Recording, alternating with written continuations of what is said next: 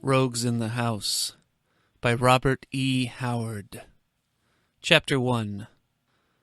At a court festival, Nabonidus, the Red Priest, who was the real ruler of the city, touched Murillo, the young aristocrat, courteously on the arm. Murillo turned to meet the priest's enigmatic gaze, and to wonder at the hidden meaning therein. No words passed between them, but Nabonidus bowed and handed Murillo a small gold cask. The young nobleman, knowing that Nabonidus did nothing without reason, excused himself at the first opportunity and returned hastily to his chamber. There he opened the cask and found within a human ear, which he recognized by a peculiar scar upon it. He broke into a profuse sweat, and was no longer in doubt about the meaning in the Red Priest's glance. But Murillo, for all his scented black curls and foppish apparel, was no weakling to bend his neck to the knife without a struggle. He did not know whether Nabonidus was merely playing with him, or giving him a chance to go into voluntary exile. But the fact that he was still alive and at liberty proved that he was to be given at least a few hours, probably for meditation. However, he needed no meditation for decision. What he needed was a tool, and fate furnished that tool. Working among the dives and brothels of the squalid quarters, even while the young nobleman shivered and pondered in the part of the city occupied by the purple-towered marble and ivory palaces of the aristocracy. There was a priest of Anu whose temple, rising at the fringe of the slum district, was the scene of more than devotions. The priest was fat and full-fed, and he was at once a fence for stolen articles and a spy for the police. He worked a thriving trade both ways, because the district on which he bordered was the maze, a tangle of muddy, winding alleys and sordid dens, frequented by the bolder thieves in the kingdom. Daring above all were a Gunderman deserter from the mercenaries and a barbaric Cimmerian. Because of the priest of Anu, the Gunderman was taken and hanged in the market square. But the Cimmerian fled, and learning in devious ways of the priest's treachery, he entered the temple of Anu by night and cut off the priest's head. There followed a great turmoil in the city, but the search for the killer proved fruitless until a woman betrayed him to the authorities and led a captain of the guard and his squad to the hidden chamber where the barbarian lay drunk. Waking to stupefied but ferocious life when they seized him, he disemboweled the captain, burst through his assailants, and would have escaped but for the liquor that still clouded his senses. Bewildered and half-blinded, he missed the open door in his headlong flight and dashed his head against the stone wall so terrifically that he knocked himself senseless. When he came to, he was in the strongest dungeon in the city, shackled to the wall with chains not even his barbaric thews could break. To this cell came Murillo, masked and wrapped in a wide black cloak. The Cimmerians surveyed him with interest, thinking him the executioner sent to dispatch him. Murillo set him at rights, and regarded him with no less interest. Even in the dim light of the dungeon, with his limbs loaded with chains, the primitive power of the man was evident. His mighty body and thick-muscled limbs combined the strength of a grizzly with the quickness of a panther. Under his tangled black mane, his blue eyes blazed with unquenchable savagery. "Would you like to live?" asked Murillo. The barbarian grunted, new interest glinting in his eyes. "If I arrange for your escape, will you do a favor for me?" the aristocrat asked. The Cimmerian did not speak, but the intentness of his gaze answered for him. "I want you to kill a man for me." Who? Murillo's voice sank to a whisper. Nabonidus, the king's priest. The Cimmerian showed no sign of surprise or of perturbation. He had none of the fear or reverence for authority that civilization instills in men. King or beggar, it was all one to him. Nor did he ask why Murillo had come to him, when the quarters were full of cutthroats outside prisons. "When am I to escape?" he demanded. "Within the hour. There is but one guard in this part of the dungeon at night. He can be bribed. He has been bribed. See, here are the keys to your chains. I'll remove them, and after I have been gone an hour, the guard, Athicus, will unlock the door to your cell.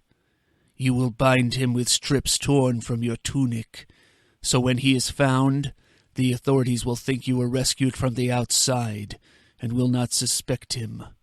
Go at once to the house of the Red Priest, and kill him. Then go to the rat's den, where a man will meet you and give you a pouch of gold and a horse. With those you can escape from the city, and flee the country."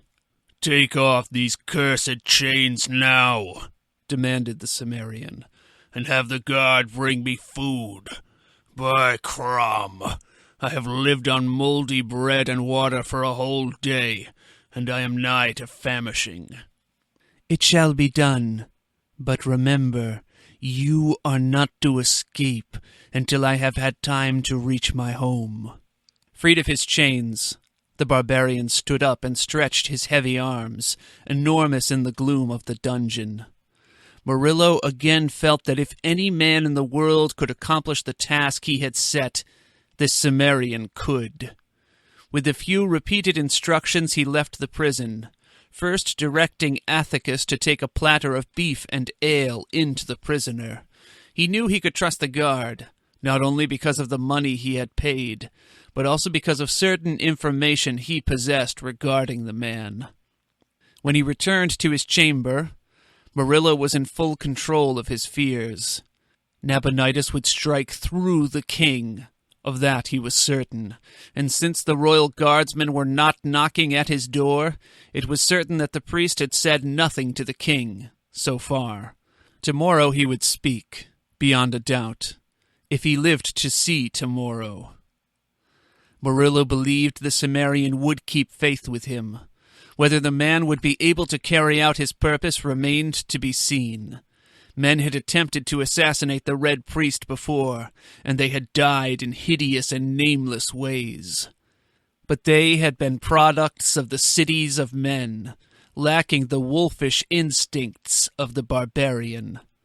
The instant that Murillo, turning the gold cask with its severed ear in his hands, had learned through his secret channels that the Cimmerian had been captured, he had seen a solution of his problem. In his chamber again, he drank a toast to the man, whose name was Conan, and to his success that night. And while he was drinking, one of his spies brought him news that Athicus had been arrested and thrown into prison. The Cimmerian had not escaped. Murillo felt his blood turn to ice again. He could see in this twist of fate only the sinister hand of Nabonidus, and an eerie obsession began to grow on him that the Red Priest was more than human. A sorcerer who read the minds of his victims and pulled strings on which they danced like puppets. With despair came desperation. Girding a sword under his black cloak, he left his house by a hidden way and hurried through the deserted streets. It was just at midnight when he came to the house of Nabonidus. Looming blackly among the walled gardens that separated it from the surrounding estates. The wall was high, but not impossible to negotiate. Nabonidus did not put his trust in mere barriers of stone. It was what was inside the wall that was to be feared. What these things were, Murillo did not know precisely. He knew there was at least a huge, savage dog that roamed the gardens and had on occasion torn an intruder to pieces as a hound rends a rabbit.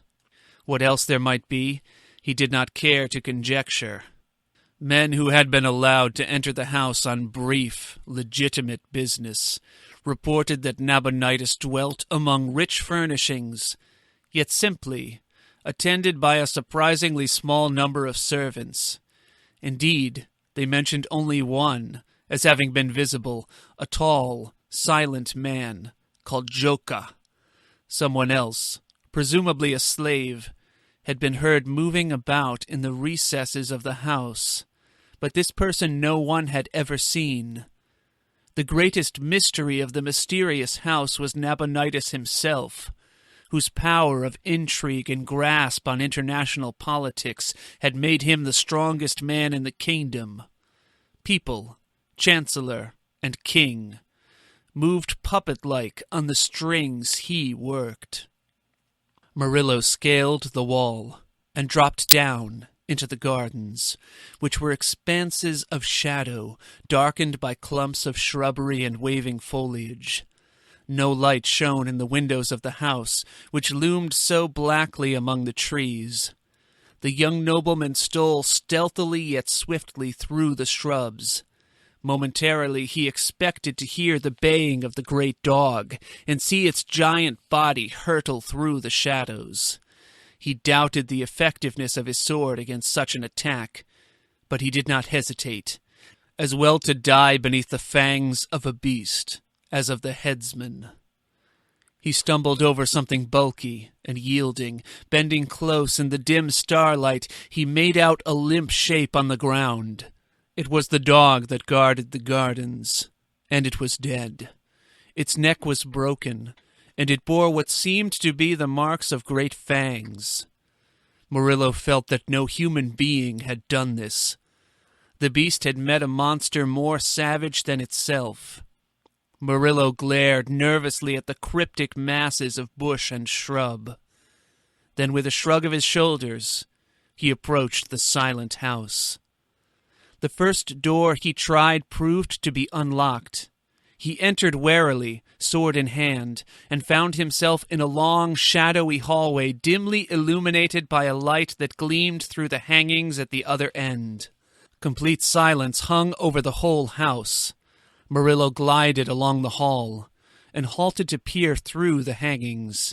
He looked into a lighted room, over the windows of which velvet curtains were drawn so closely as to allow no beam to shine through. The room was empty, insofar as human life was concerned, but it had a grisly occupant nevertheless. In the midst of a wreckage of furniture and torn hangings that told of a fearful struggle, lay the body of a man. The form lay on its belly, but the head was twisted about so that the chin rested behind the shoulder. The features, contorted into an awful grin, seemed to leer at the horrified nobleman. For the first time that night, Murillo's resolution wavered. He cast an uncertain glance back the way he had come. Then the memory of the headsman's block and axe steeled him, and he crossed the room, swerving to avoid the grinning horror sprawled in its midst. Though he had never seen the man before, he knew from former descriptions that it was Joka, Nabonidus's saturnine servant. He peered through a curtained door into a broad circular chamber, banded by a gallery halfway between the polished floor and the lofty ceiling. This chamber was furnished as if for a king. In the midst of it stood an ornate mahogany table, loaded with vessels of wine and rich viands, and Murillo stiffened. In a great chair whose broad back was toward him, he saw a figure whose habiliments were familiar. He glimpsed an arm and a red sleeve resting on the arm of the chair. The head, clad in the familiar scarlet hood of the gown, was bent forward as if in meditation. Just so had Murillo seen Nabonidus sit 100 times in the royal court. Cursing the pounding of his own heart, the young nobleman stole across the chamber, sword extended, his whole frame poised for the thrust. His prey did not move, nor seem to hear his cautious advance. Was the Red Priest asleep? Or was it a corpse which slumped in that great chair? The length of a single stride separated Murillo from his enemy, when, suddenly, the man in the chair rose and faced him. The blood went suddenly from Murillo's features. His sword fell from his fingers and rang on the polished floor. A terrible cry broke from his livid lips. It was followed by the thud of a falling body. Then, once more, silence reigned over the house of the Red Priest.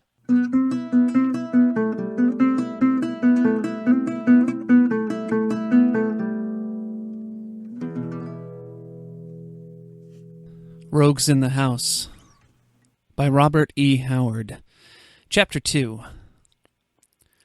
Shortly after Murillo left the dungeon, where Conan the Cimmerian was confined, Athicus brought the prisoner a platter of food, which included, among other things, a huge joint of beef and a tankard of ale. Conan fell to voraciously, and Athicus made a final round of the cells to see that all was in order, and that none should witness the pretended prison break. It was while he was so occupied that a squad of guardsmen marched into the prison and placed him under arrest. Murillo had been mistaken when he assumed this arrest denoted discovery of Conan's planned escape.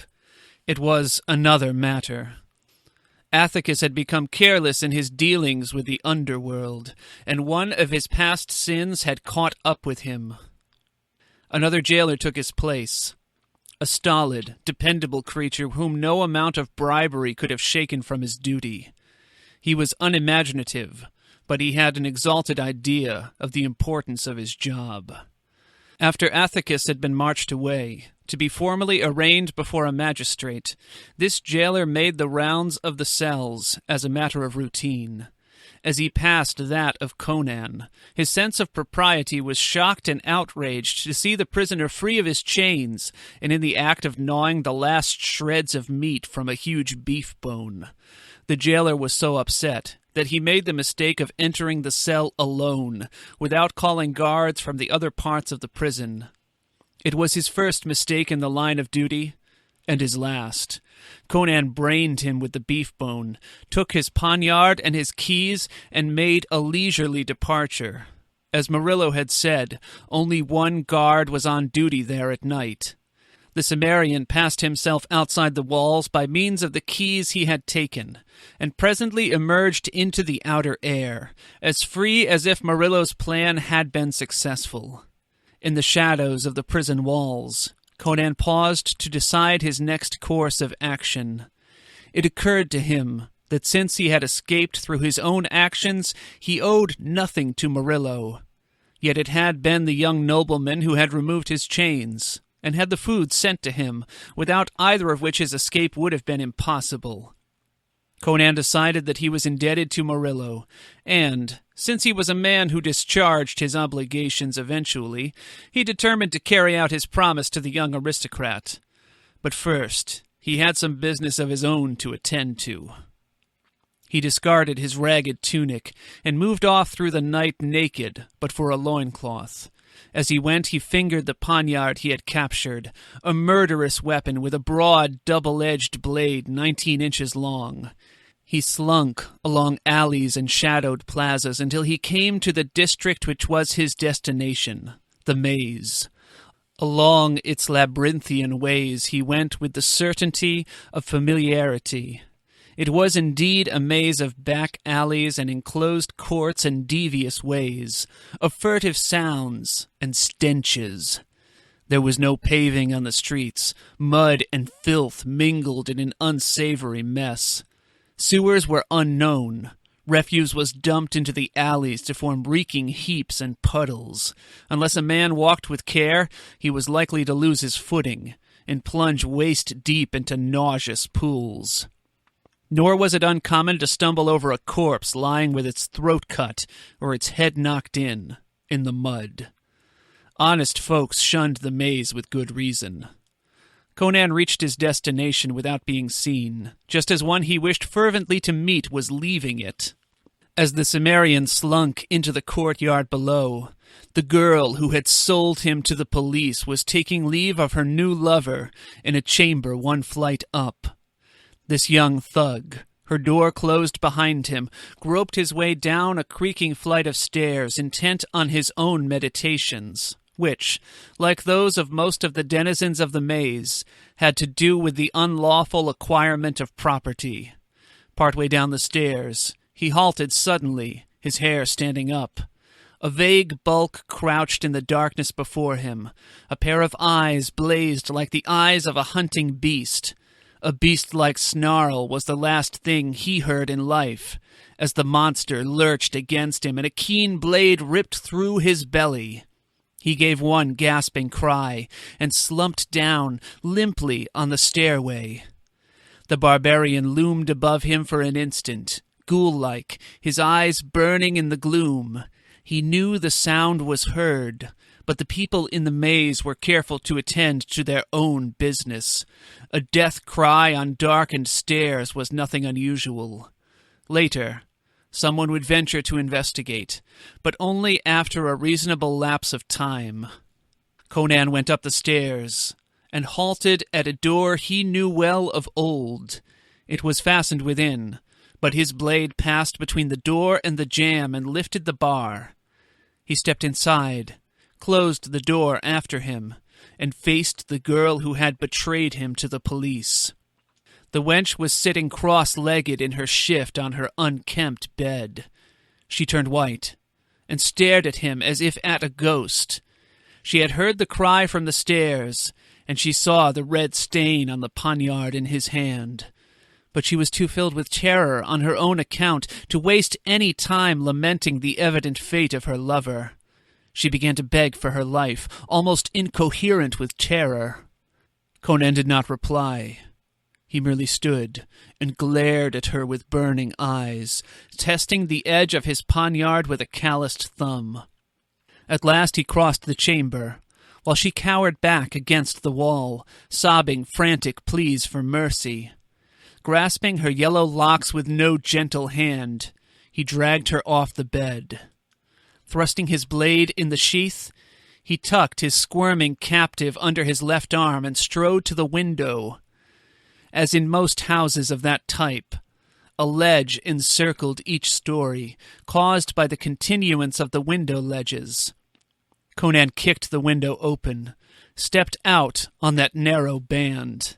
If any had been near or awake, they would have witnessed the bizarre sight of a man moving carefully along the ledge, carrying a kicking, half-naked wench under his arm. They would have been no more puzzled than the girl.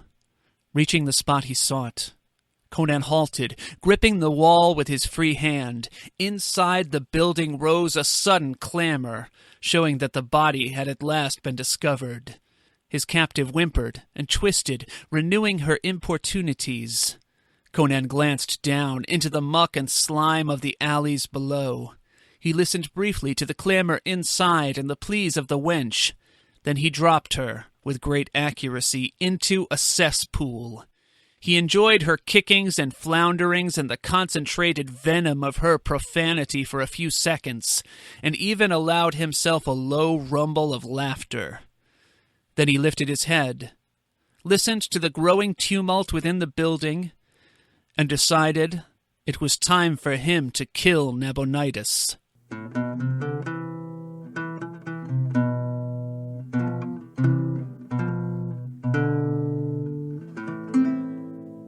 Rogues in the House by Robert E. Howard. Chapter 3. It was a reverberating clang of metal that roused Murillo. He groaned and struggled dazedly to a sitting position. About him all was silence and darkness, and for an instant he was sickened with the fear that he was blind. Then he remembered what had gone before, and his flesh crawled.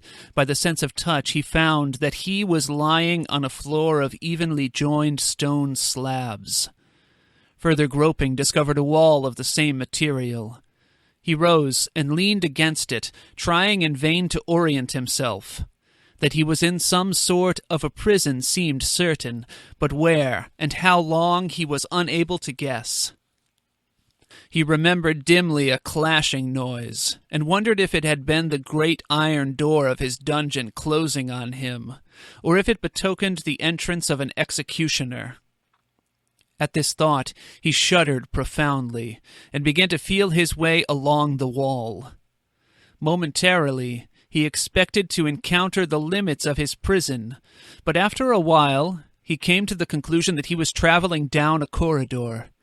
He kept to the wall, fearful of pits or of other traps, and was presently aware of something near him in the blackness. He could see nothing, but either his ears had caught a stealthy sound, or some subconscious sense warned him. He stopped short, his hair standing on end. As surely as he lived, he felt the presence of some living creature crouching in the darkness in front of him. He thought his heart would stop when a voice hissed in a barbaric accent. "Murillo, is that you?" "Conan." Limp from the reaction, the young nobleman groped in the darkness, and his hands encountered a pair of great naked shoulders. "A good thing I recognized you," grunted the barbarian. "I was about to stick you like a fattened pig." "Where are we? In Mitra's name?" "In the pits under the Red Priest's house. But why?" "What is the time?" "Not long after midnight." Murillo shook his head, trying to assemble his scattered wits. "What are you doing here?" demanded the Cimmerian. "I came to kill Nabonidus. I heard they had changed the guard at your prison." "They did. I broke the new jailer's head and walked out. I would have been here hours agone, but I had some personal business to attend to. Well, shall we hunt for Nabonidus?" "Conan, we are in the house of the Archfiend. I came seeking a human enemy. I found a hairy devil out of hell." Conan grunted uncertainly. Fearless as a wounded tiger as far as human foes were concerned, he had all the superstitious dreads of the primitive. "I gained access to the house," whispered Murillo, as if the darkness were full of listening ears. "In the outer gardens I found Nabonidus's dog mauled to death. Within the house I came upon Joka, the servant. His neck had been broken. Then I saw Nabonidus himself, seated in his chair, clad in his accustomed garb. At first I thought he too was dead. I stole up to stab him. He rose and faced me. God! The memory of that horror struck the young nobleman momentarily speechless as he relived the awful instant. "Conan, it was no man that stood before me. In body and posture it was not unlike a man. But from the scarlet hood of the priest grinned a face of madness, nightmare. It was covered with black hair, from which small pig-like eyes glared redly. Its nose was flat, with great flaring nostrils. Its loose lips writhed back, disclosing huge yellow fangs like the teeth of a dog. The hands that hung from the scarlet sleeves were misshapen, and likewise covered with black hair. All this I saw in one glance. Then I was overcome with horror. My senses left me, and I swooned." "What then?" muttered the Cimmerian uneasily. "I recovered consciousness only a short time ago. The monster must have thrown me into these pits. Conan, I have suspected that Nabonidus was not wholly human. He is a demon, a were-thing. By day he moves among humanity in the guise of men, and by night he takes on his true aspect." "That's evident. Everyone knows there are men who take the form of wolves at will. But why did he kill his servants?" Who can delve the mind of a devil?" replied Murillo. "Our present interest is in getting out of this place.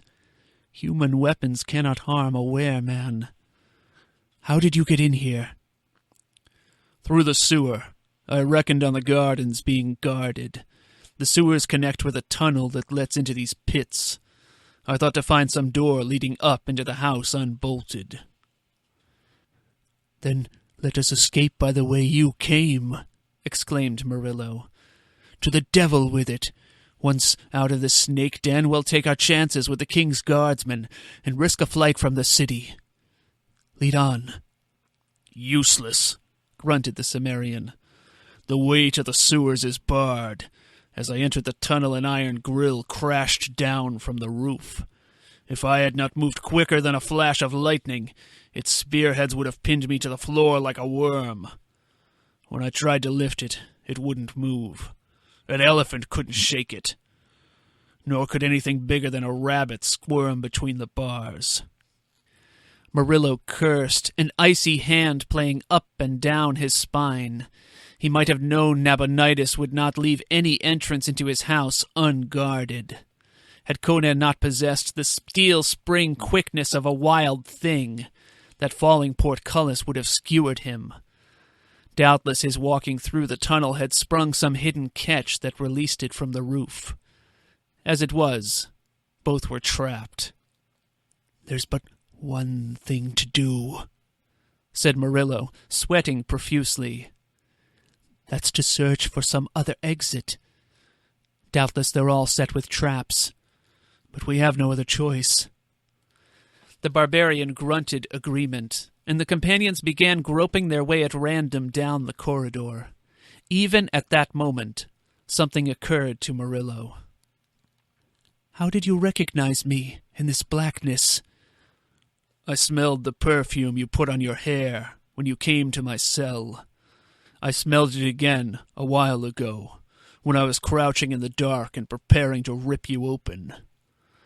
Murillo put a lock of his black hair to his nostrils. Even so, the scent was barely apparent to his civilized senses, and he realized how keen must be the organs of the barbarian.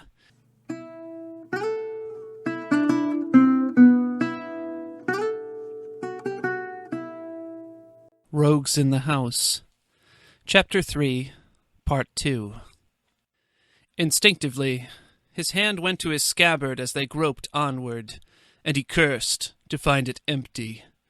At that moment, a faint glow became apparent ahead of them, and presently they came to a sharp bend in the corridor, about which the light filtered grayly.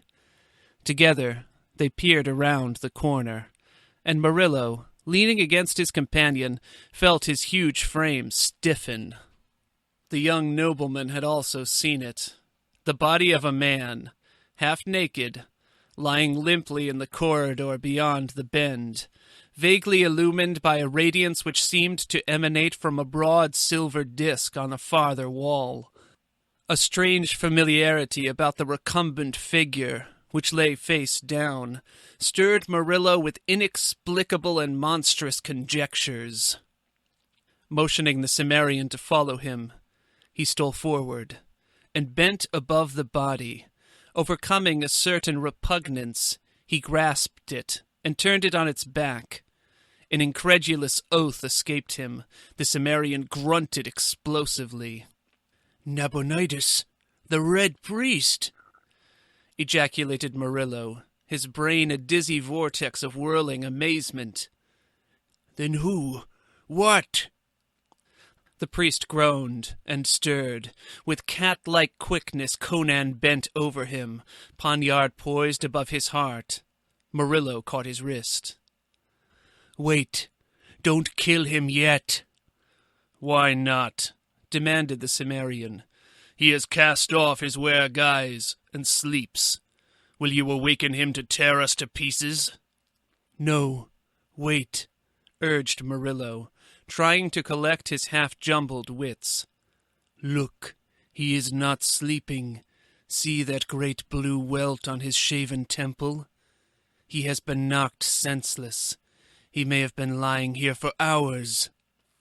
"I thought you swore you saw him in beastly shape in the house above," said Conan. "I did. Or else...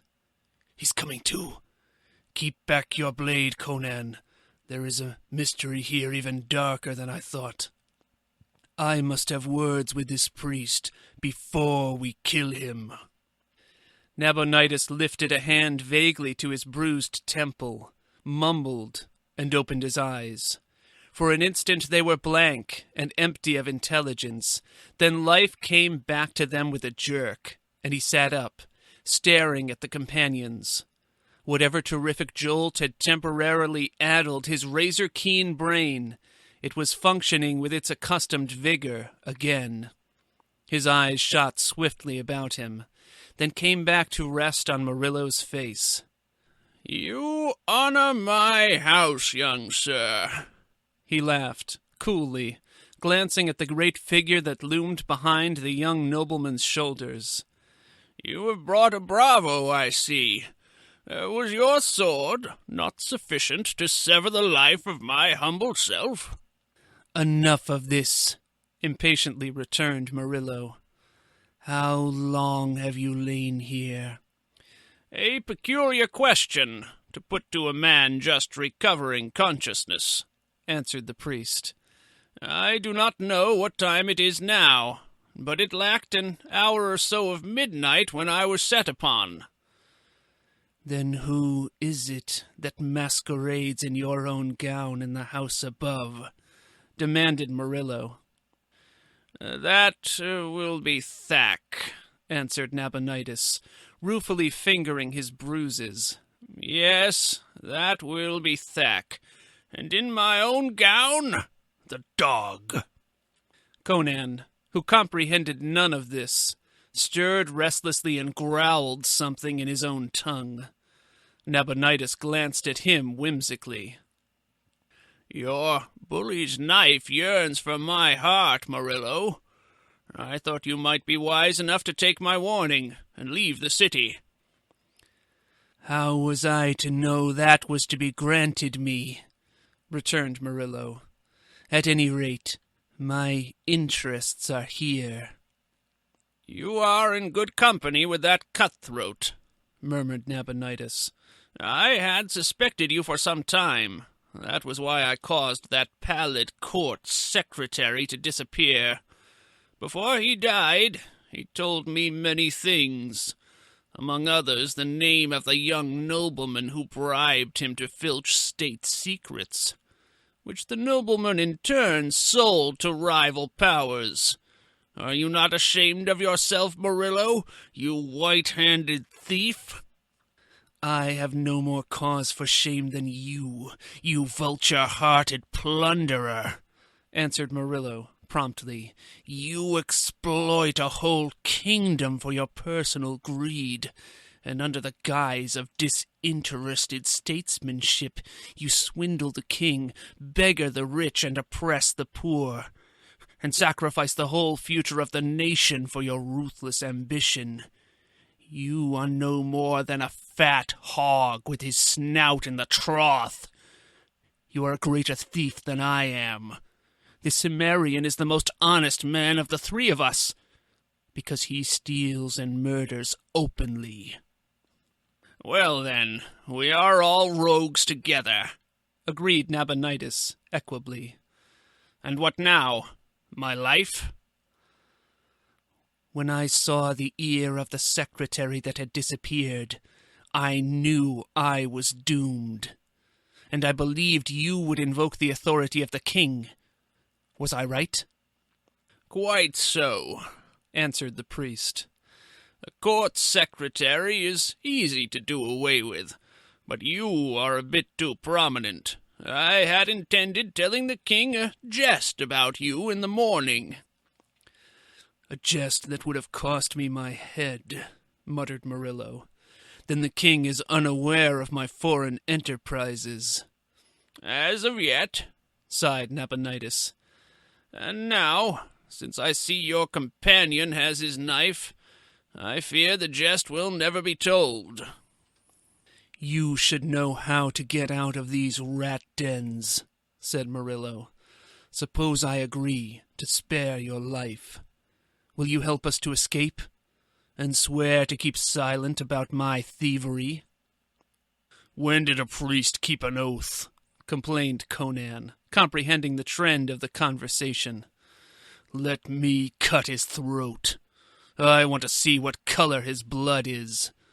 They say in the maze that his heart is black, so his blood must be black too. Be quiet. If he does not show us the way out of these pits, we may rot here. Well, Nabonidus, what do you say? What does a wolf with his leg in the trap say? I am in your power, and if we are to escape, we must aid one another. I swear, if we survive this adventure, to forget all your shifty dealings. I swear by the soul of Mitra. I am satisfied, muttered Murillo. Even the Red Priest would not break that oath. Now, to get out of here. My friend here entered by way of the tunnel, but the grill fell behind him and blocked the way. Can you cause it to be lifted? Not from these pits. The control lever is in the chamber above the tunnel. There is only one other way out of these pits, which I will show you. But tell me, how did you come here? Murillo told him in a few words, and Nabonidus nodded, rising stiffly. He limped down the corridor, which here widened into a sort of vast chamber, and approached the distant silver disk. As they approached, the light increased, though it never became anything but a dim, shadowy radiance. Near the disk, they saw a narrow stair leading upward. That is the other exit, said Nabonidus, and I strongly doubt if the door at the head is bolted. But I have an idea that he who would go through that door had better cut his own throat first. Look into the disk. What had seemed a silver plate was in reality a great mirror set in the wall. A confusing system of copper-like tubes jutted out from the wall above it, bending down toward it at right angles. Glancing into these tubes, Murillo saw a bewildering array of smaller mirrors. He turned his attention to the larger mirror in the wall, and ejaculated in amazement. Peering over his shoulder, Conan grunted. They seemed to be looking through a broad window into a well-lighted chamber. There were broad mirrors on the walls, with velvet hangings between. There were silken couches, chairs of ebony and ivory, and curtained doorways leading off from the chamber. And before one doorway which was not curtained, sat a bulky black object that contrasted grotesquely with the richness of the chamber. Murillo felt his blood freeze again as he looked at the horror which seemed to be staring directly into his eyes. Involuntarily, he recoiled from the mirror, while Conan thrust his head truculently forward till his jaws almost touched the surface, growling some threat or defiance in his own barbaric tongue. "In Mitra's name, Nabonidus," gasped Murillo, shaken. "What is it?" "That is Thak," answered the priest, caressing his temple. "Some would call him an ape, but he is almost as different from a real ape as he is different from a real man. His people dwell far to the east, in the mountains that fringe the eastern frontiers of Zamora. There are not many of them, but if they are not exterminated, I believe they will become human, in perhaps 100,000 years. They are in the formative stage. They are neither apes, as their remote ancestors were, nor men, as their remote descendants may be. They dwell in the high crags of a well-nigh inaccessible mountains, knowing nothing of fire, or the making of shelter or garments, or the use of weapons. Yet they have a language of a sort, consisting mainly of grunts and clicks. I took Thak when he was a cub, and he learned what I taught him much more swiftly and thoroughly than any true animal could have done. He was at once bodyguard and servant, but I forgot that being partly a man, he could not be submerged into a mere shadow of myself like a true animal. Apparently his semi-brain retained impressions of hate, resentment, and some sort of bestial ambition of its own. At any rate, he struck when I least expected it. Last night he appeared to go suddenly mad. His actions had all the appearance of bestial insanity, yet I know that they must have been the result of long and careful planning. I heard a sound of fighting in the garden. Going to investigate, for I believed it was yourself being dragged down by my dog, I saw Thak emerge from the shrubbery, dripping with blood. Before I was aware of his intention, he sprang at me with an awful scream and struck me senseless. I remember no more, but I can only surmise that, following some whim of his semi-human brain, he stripped me of my gown and cast me, still living, into the pits. For what reason, only the gods can guess. He must have killed the dog when he came from the garden, and after he struck me down, he evidently killed Jokka, as you saw that man lying dead in the house. Jokka would have come to my aid, even against Thak, who he always hated. Murillo stared in the mirror at the creature which sat with such monstrous patience before the closed door. He shuddered at the sight of the great black hands, thickly grown with hair that was almost fur-like. The body was thick, broad, and stooped. The unnaturally wide shoulders had burst the scarlet gown, and on these shoulders Murillo noted the same thick growth of black hair. The face peering from the scarlet hood was utterly bestial, and yet Murillo realized that Nabonidus spoke truth when he said that Thak was not wholly a beast. There was something in the red murky eyes, something in the creature's clumsy posture, something in the whole appearance of the thing that set it apart from the truly animal. That monstrous body housed a brain and soul that were just budding awfully into something vaguely human. Murillo stood aghast as he recognized a faint and hideous kinship between his kind and that squatting monstrosity. And he was nauseated by a fleeting realization of the abysses of bellowing bestiality up through which humanity had painfully toiled. "Surely he sees us," muttered Conan. "Why does he not charge us? He could break this window with ease." Murillo realized that Conan supposed the mirror to be a window through which they were looking. "He does not see us. We are looking into the chamber above. That door that Thak is guarding is the one at the head of these stairs. It is simply an arrangement of mirrors. Do you see those mirrors on the walls? They transmit the reflection of the room into these tubes, down which other mirrors carry it to reflect it at last, on an enlarged scale, in this great mirror." Murillo realized that the priest must be centuries ahead of his time to perfect such an invention, but Conan put it down to witchcraft, and troubled his head no more about it. "I constructed these pits for a place of refuge as well as a dungeon. There are times when I have taken refuge here, and through these mirrors watched doom fall upon those who sought me with ill intent."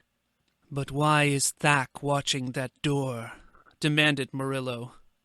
"He must have heard the falling of the grating in the tunnel.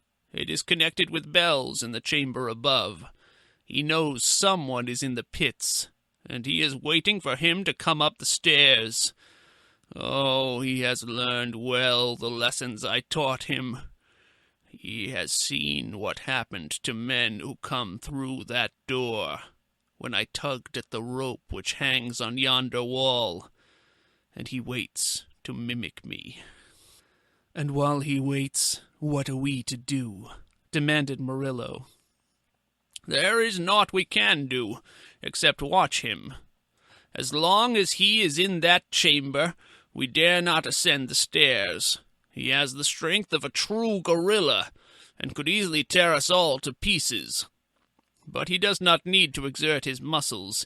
If we open that door, he has but to tug that rope, and blast us into eternity." "How?" "I bargained to help you escape," answered the priest, "not to betray my secrets." Murillo started to reply, then stiffened, suddenly. A stealthy hand had parted the curtains of one of the doorways. Between them appeared a dark face with glittering eyes fixed menacingly on the squat form in the scarlet robe. "Petrius," hissed Nabonidus. "Mithra, what a gathering of vultures this night is!"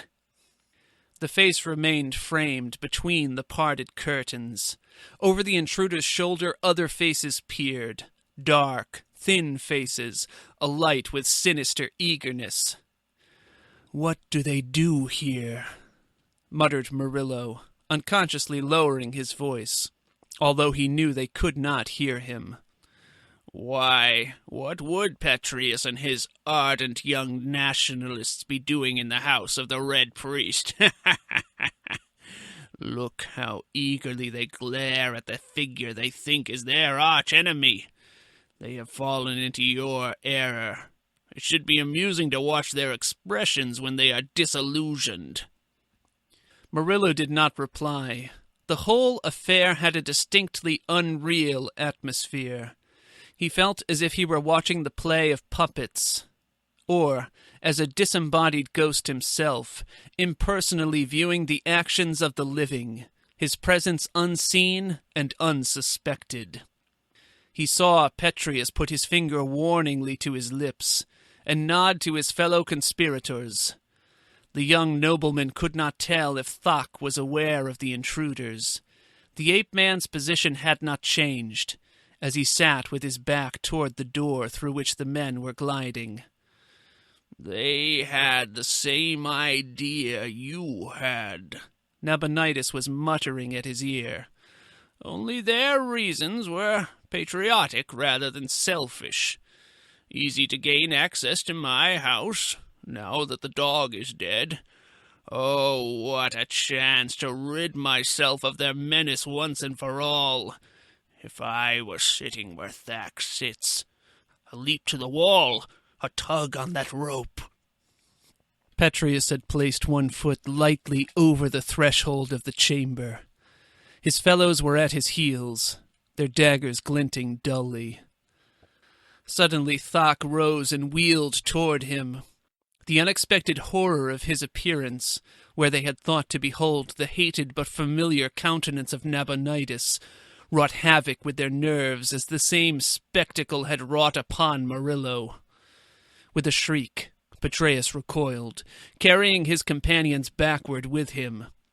They stumbled and floundered over each other, and in that instant Thak, covering the distance in one prodigious, grotesque leap, caught and jerked powerfully at a thick velvet rope which hung near the doorway. Instantly, the curtains whipped back on either hand, leaving the door clear, and down across it something flashed with a peculiar silvery blur. "He remembered," Nabonidus was exulting. "The beast is half a man. He had seen the doom performed, and he remembered. Watch now. Watch! Watch!" Murillo saw that it was a panel of heavy glass that had fallen across the doorway. Through it, he saw the pallid faces of the conspirators. Petrius, throwing out his hands as if to ward off a charge from Thok, encountered the transparent barrier, and from his gestures said something to his companions. Now that the curtains were drawn back, the men in the pits could see all that took place in the chamber that contained the nationalists. Completely unnerved, these ran across the chamber toward the door by which they had apparently entered, only to halt suddenly, as if stopped by an invisible wall. "The jerk of the rope sealed the chamber," laughed Nabonidus.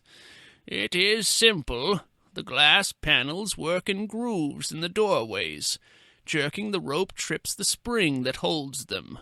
They slide down and lock in place, and can only be worked from outside. The glass is unbreakable. A man with a mallet could not shatter it. Ha ha!" The trapped men were in a hysteria of fright. They ran wildly from one door to another, beating vainly at the crystal walls, shaking their fists wildly at the implacable black shape which squatted outside. Then one threw back his head, glared upward, and began to scream, to judge from the working of his lips, while he pointed toward the ceiling. "The fall of the panels released the clouds of doom," said the Red Priest. "The dust of the gray lotus, from the swamps of the dead, beyond the land of Kitai." In the middle of the ceiling hung a cluster of golden buds. These had opened like the petals of a great carved rose, and from them billowed a gray mist that swiftly filled the chamber. Instantly the scene changed, from one of hysteria to one of madness and horror. The trapped men began to stagger. They ran in drunken circles. Froth dripped from their lips, which twisted as in awful laughter. Raging, they fell upon one another with daggers and teeth, slashing, tearing, slaying in a holocaust of madness. Murillo turned sick as he watched, and was glad that he could not hear the screams and howls with which that doomed chamber must be ringing, like pictures thrown on a screen.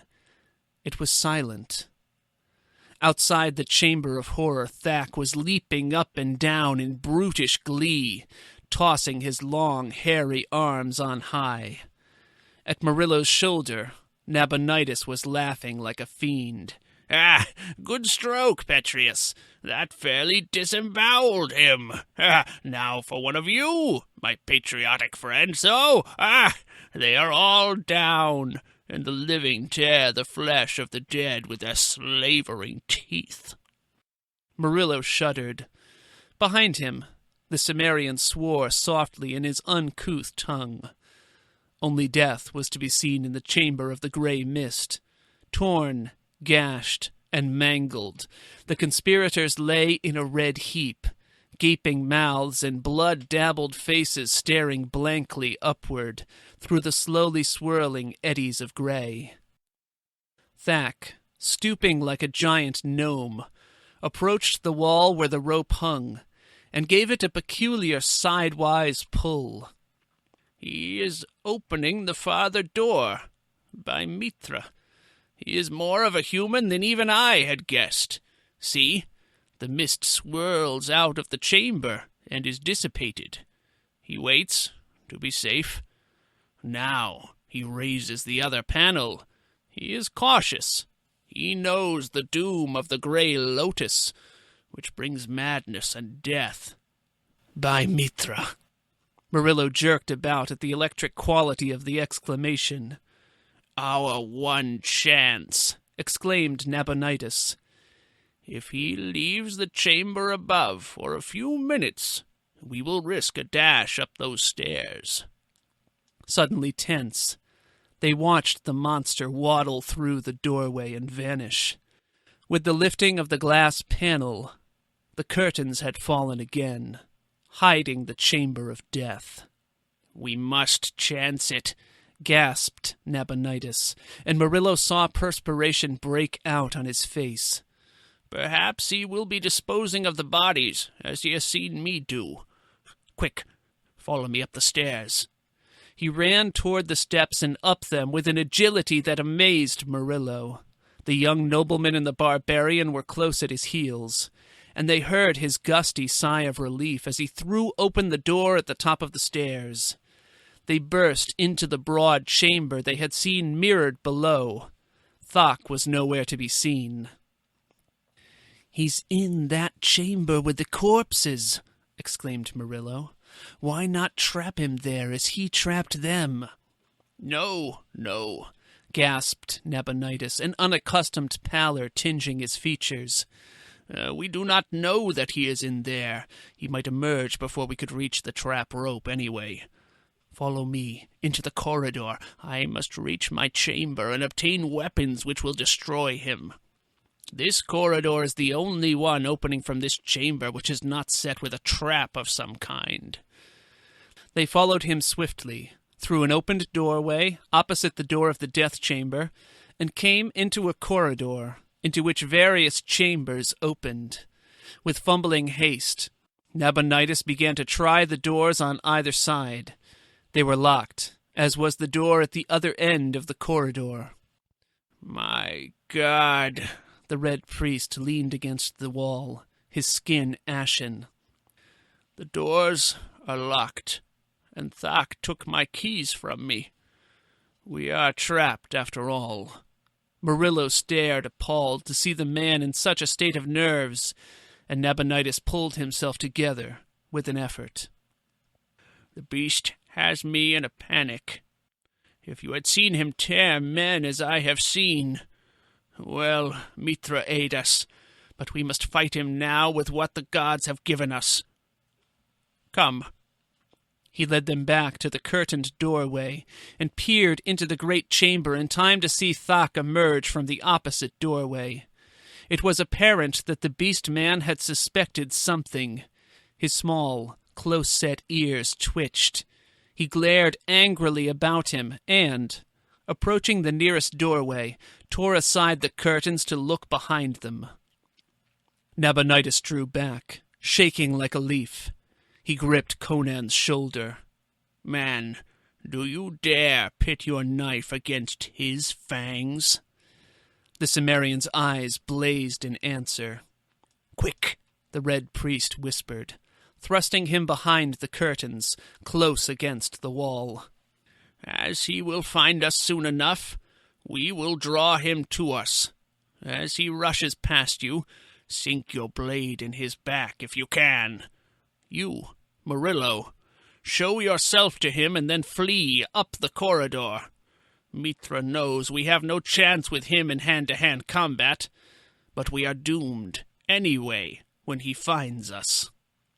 Murillo felt his blood congeal in his veins, but he steeled himself and stepped outside the doorway.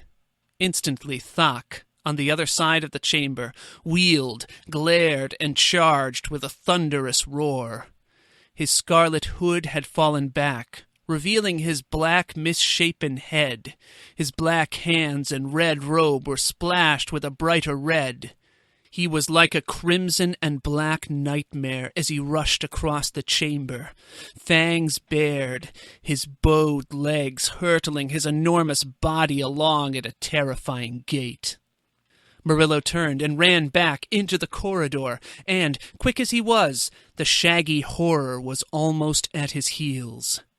Then, as the monster rushed past the curtains, from among them catapulted a great form that struck full on the ape-man's shoulders, at the same instant driving the poniard into the brutish back. Thak screamed horribly as the impact knocked him off his feet, and the combatants hit the floor together. Instantly there began a whirl and thrash of limbs, the tearing and rending of a fiendish battle. Murillo saw that the barbarian had locked his legs about the ape-man's torso and was striving to maintain his position on the monster's back while he butchered it with his poniard. Thak, on the other hand, was striving to dislodge his clinging foe, to drag him around within reach of the giant fangs that gaped for his flesh. In a whirlwind of blows and scarlet tatters they rolled along the corridor, revolving so swiftly that Murillo dared not use the chair he had caught up, lest he strike the Cimmerian. And he saw that in spite of the handicap of Conan's first hold, and the voluminous robe that lashed and wrapped about the ape-man's limbs and body, Thak's giant strength was swiftly prevailing. Inexorably, he was dragging the Cimmerian around in front of him. The ape-man had taken punishment enough to have killed a dozen men. Conan's poniard had sunk again and again into his torso, shoulders, and bull-like neck. He was streaming blood from a score of wounds. But, unless the blade quickly reached some absolutely vital spot, Thok's inhuman vitality would survive to finish the Cimmerian. And after him, Conan's companions. Conan was fighting like a wild beast himself, in silence except for his gasps of effort. The black talons of the monster and the awful grasp of those misshapen hands ripped and tore at him. The grinning jaws gaped for his throat. Then Murillo, seeing an opening, sprang and swung the chair with all his power, and with force enough to have brained a human being. The chair glanced from Thak's slanted black skull, but the stunned monster momentarily relaxed his rending grasp, and in that instant Conan, gasping and streaming blood, plunged forward and sank his poniard to the hilt in the ape-man's heart. With a convulsive shudder, the beast-man started from the floor, then sank limply back, his fierce eyes set and glazed. His thick limbs quivered and became rigid. Conan staggered dizzily up, shaking the sweat and blood out of his eyes. Blood dripped from his poniard and fingers and trickled in rivulets down his thighs, arms, and breast. Murillo caught at him to support him, but the barbarian shook him off impatiently. "When I cannot stand alone, it will be time to die," he mumbled through mashed lips. "But I'd like a flagon of wine." Nabonidus was staring down at the still figure, as if he could not believe his own eyes. Black, hairy, abhorrent. The monster lay, grotesque in the tatters of the scarlet robe, yet more human than bestial, even so, and possessed somehow of a vague and terrible pathos. Even the Cimmerian sensed this, for he panted, "I've slain a man tonight, not a beast. I will count him among the chiefs whose souls I've sent into the dark, and my women will sing of him." Nabonidus stooped and picked up a bunch of keys on a golden chain. They had fallen from the ape-man's girdle during the battle. Motioning his companions to follow him, he led them to a chamber, unlocked the door, and led the way inside. It was illumined like the others. The red priest took a vessel of wine from a table and filled crystal beakers. As his companions drank thirstily, he murmured, "What a night! It is nearly dawn now. What of you, my friends?" "I'll dress Conan's hurts, if you will fetch me bandages and the like," said Murillo, and Nabonidus nodded and moved toward the door that led into the corridor.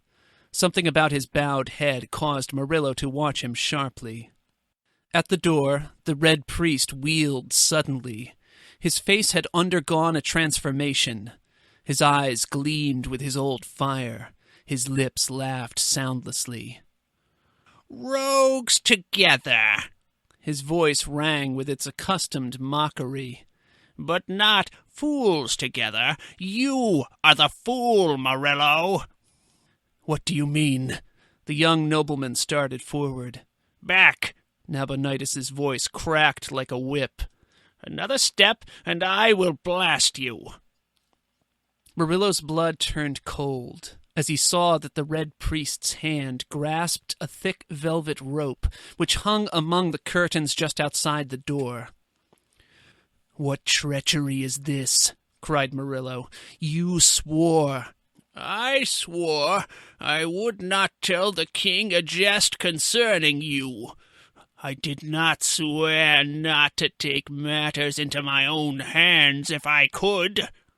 Do you think I would pass up such an opportunity? Under ordinary circumstances, I would not dare to kill you myself, without sanction of the king, but now none will ever know. You will go into the acid vats along with Thok and the nationalist fools, and none will be the wiser. What a night this has been for me. If I have lost some valuable servants, I have nevertheless rid myself of various dangerous enemies. Stand back. I am over the threshold. You cannot possibly reach me before I tug this cord and send you to hell. Not the Grey Lotus this time, but something just as effective. Nearly every chamber in my house is a trap. And so, Murillo, fool that you are! Too quickly for the sight to follow, Conan caught up a stool and hurled it. Nabonidus instinctively threw up his arms with a cry, but not in time. The missile crunched against his head, and the Red Priest swayed and fell face down in a slowly widening pool of dark crimson. His blood was red, after all, grunted Conan. Murillo raked back his sweat-plastered hair with a shaky hand as he leaned against the table, weak from the reaction of relief. It is dawn. Let us get out of here, before we fall afoul of some other doom. If we can climb the outer wall without being seen, we shall not be connected with this night's work. Let the police write their own explanation. He glanced at the body of the Red Priest, where it lay etched in crimson, and shrugged his shoulders. He was a fool, after all. Had he not paused to taunt us, he could have trapped us easily. Well, said the Cimmerian tranquilly, he's traveled the road all rogues must walk at last. I'd like to loot the house, but I suppose we'd best go. As they emerged from the dimness of the dawn-whitened garden, Murillo said, The Red Priest has gone into the dark, so my road is clear in the city, and I have nothing to fear. But what of you? There is still the matter of that priest in the maze, and... I'm tired of this city anyway, grinned the Cimmerian.